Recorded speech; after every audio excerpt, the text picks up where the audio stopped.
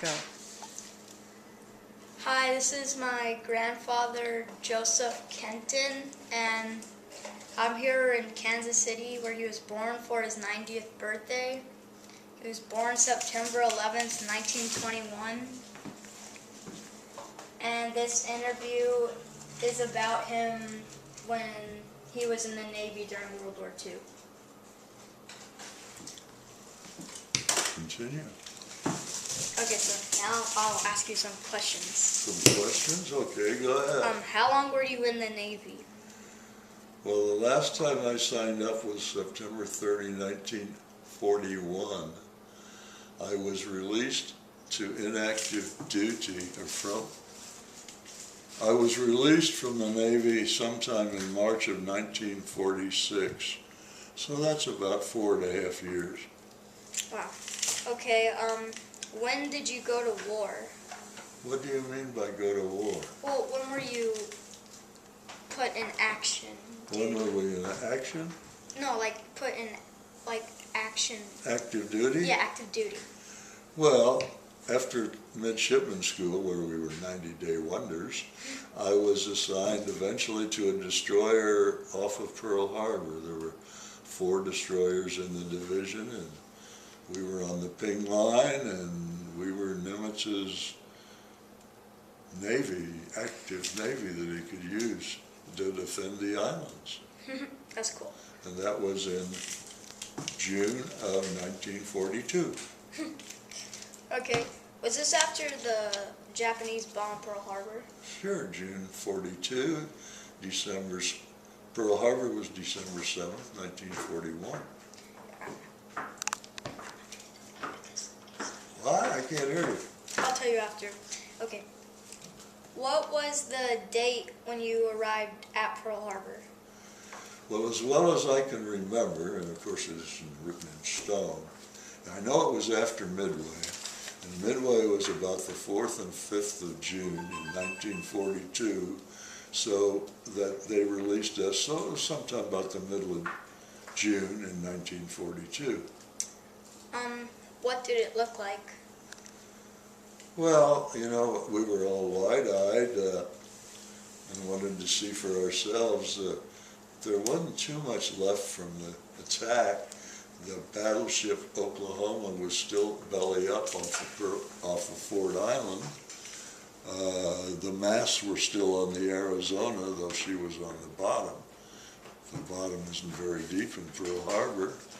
There were a couple of destroyers, the Cassin and the Downs, were alongside the pier where we tied up periodically, but other than that, it just looked like a busy, I don't know, I'd never seen a Navy base before, so I guess it looked like a Navy base to me.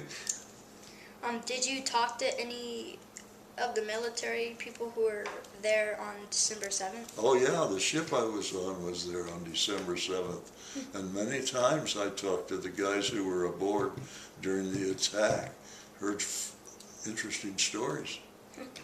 I'll tell them to you if you want to hear them. Sure.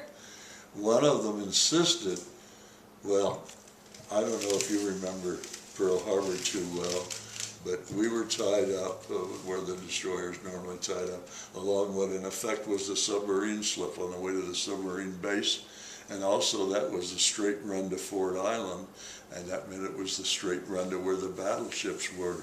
So that's where the Japanese torpedo planes flew down that slot. And this guy insisted. He waved at one of the pilots, and the pilots waved back. Now, I don't know, you could believe that or not as you wish. And then, of course, I talked to guys who went out in boats, tried to pull people out of the water. The water was oily and burning and so on. How long were you stationed in Hawaii? About a year. What did you, never mind. What areas did your ship never mind. Patrol out there? Yeah, that's a good one. Yeah, what areas did you patrol? Well, we were on what we used to call a ping line because we were an anti-submarine patrol guarding the entrance to Pearl Harbor. And the ping line ran from someplace off in Diamond Head all the way up to Bishop's Point. And if there were two of us patrolling, then we patrolled half of it. And if there was one of us patrolling, we patrolled the whole thing, which of course was kind of ridiculous because any good submarine captain could have navigated in while we were the other way. What kind of ships were you on? Well, that was a destroyer, a World War I destroyer. And later on she was converted to an APD. And that was the Schley, and her bow number as a destroyer was 103, which during World War II was the lowest bow number of any ship, destroyer in service. The only other one was the Allen. The Allen's bow number was 66. She wasn't even a flush deck destroyer. She was so old, but she was in our division. And then after that, I was on a landing ship in LSM for a year or so. That's cool. What positions were you in the Navy? Well, I started in the shipping school like everybody else as an apprentice seaman, and then we became midshipmen. And when we were, in effect, graduated, we were commissioned as ensigns, which is comparable to a lieutenant in the Army. And positions, when I first went aboard the ship, I was the assistant communications officer.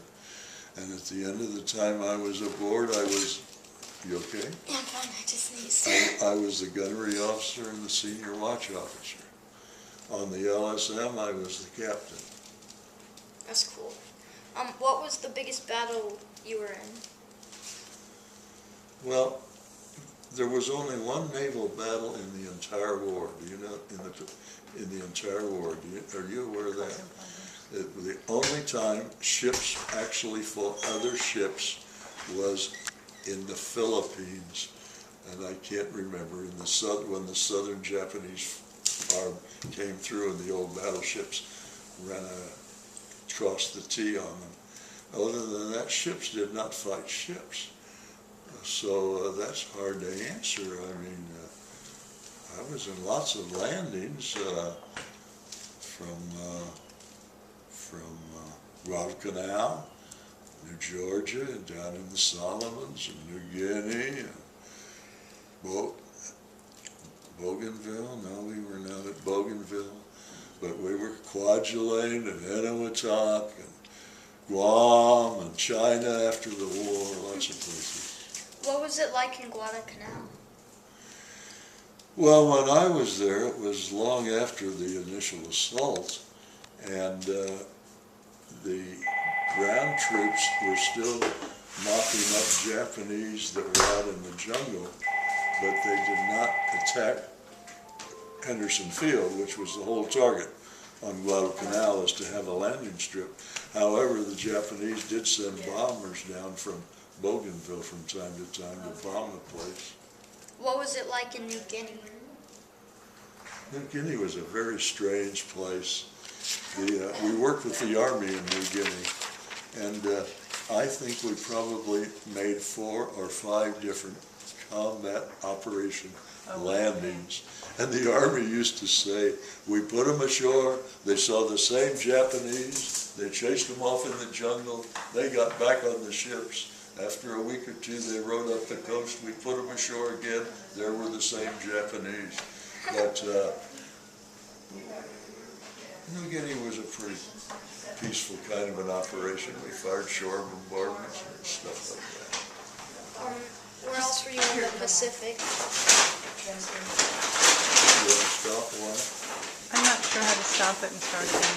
All right, where else in the Pacific? Well, I sort of told you, like Guam and Philippines and Okinawa, in the Marshalls. I guess we even got a little battle scar for New Britain, although I don't know what we did there. Did you see any ships sink? Well, I saw the ones that I shot up sink down off New Guinea one afternoon. I won't give the whole story how we happened to be there, but anyway, there were a couple of these barges or something with people on them, and the old man let me shoot at them, and we shot them up, and later on, as we were steaming back down to where the fleet was.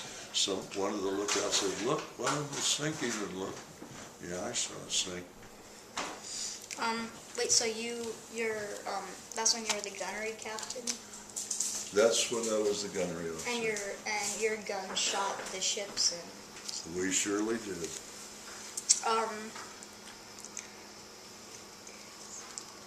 Is there anything else you want to add? Well, now, Luke, I don't know how long your program is. I could go for 3 or 4 hours if you just give me a drink of water in between. What do you want me to add? Anything. Well, I think it was a very different war from the wars we're involved in today. World War II was a major effort by the entire United States. Today there's a war going on in Afghanistan, and you and I sit here and we don't even feel it. It doesn't affect what we eat, it doesn't affect the lights, it doesn't affect anything. It's very different and very unfair to the men and women and families that are involved. Okay? Thank you, Grandpa. Okay. I enjoyed it. Thank you. Thank you. Happy birthday, Grandpa. Oh, thank you.